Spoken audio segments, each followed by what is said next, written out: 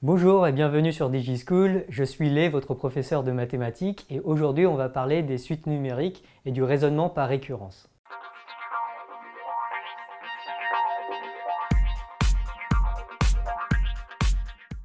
Le raisonnement par récurrence repose sur deux étapes. La première c'est l'initialisation et la deuxième c'est l'hérédité. Alors on peut voir ça un petit peu comme un jeu de dominos. Le premier domino doit tomber, ça c'est la condition d'initialisation.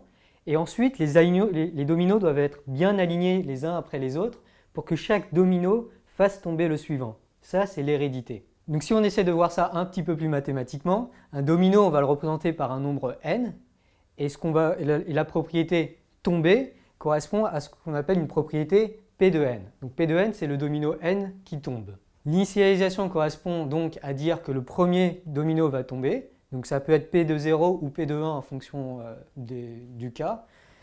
Et l'hérédité dit que si le domino n tombe, alors il fait tomber le domino n plus 1. Donc quand on cherche à prouver l'hérédité, la propriété P de n est appelée l'hypothèse de récurrence. Donc on utilise l'hypothèse de récurrence pour prouver la propriété P de n plus 1. Alors prouvons P de 1.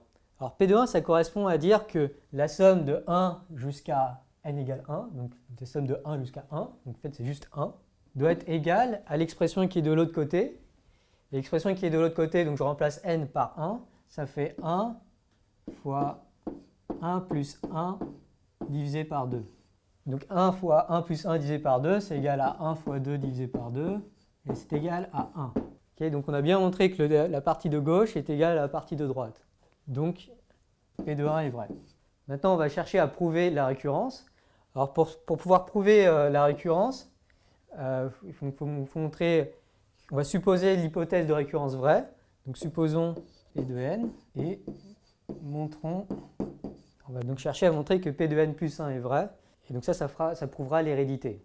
Donc, si on a P de n qui est vrai, ça veut dire qu'on sait que cette formule-là est vraie pour n. C'est-à-dire que 1 plus 2 plus 3 plus jusqu'à n, la somme jusqu'à n est égale à n fois n plus 1 divisé par 2.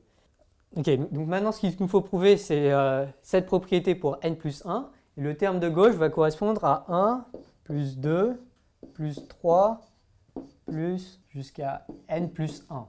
Mais une fois qu'on a écrit ça, on reconnaît ici, parmi les n premiers termes, exactement ce qu'on avait calculé juste au-dessus. Du coup, on peut simplifier cette expression et on sait que ça va être égal à n fois n plus 1 divisé par 2 plus n plus 1. Maintenant, ce que je vais faire, c'est essayer de simplifier cette expression. Donc, par exemple, ce qu'on peut faire, c'est factoriser par n plus 1. Et ça va me donner donc, n plus 1 facteur n divisé par 2 plus 1. Et ça va nous faire... donc là, on va factoriser ici par 1,5, de sorte que ici, le 1 est égal à 2 divisé par 2. Et donc ça va nous faire n plus 1 divisé par 2 fois n plus 2.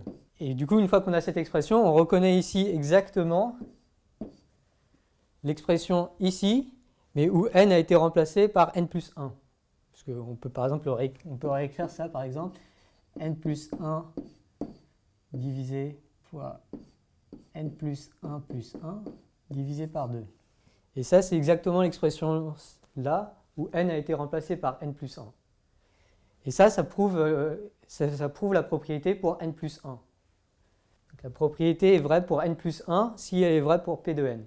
Donc ça, c'est exactement l'hérédité. On a donc l'initialisation et l'hérédité. Donc on peut conclure à partir de ça que la propriété est vraie pour tout n. J'espère que cette vidéo vous a aidé. Si vous avez des questions, n'hésitez pas à les mettre en commentaire. Abonnez-vous à la chaîne et à bientôt sur DigiSchool.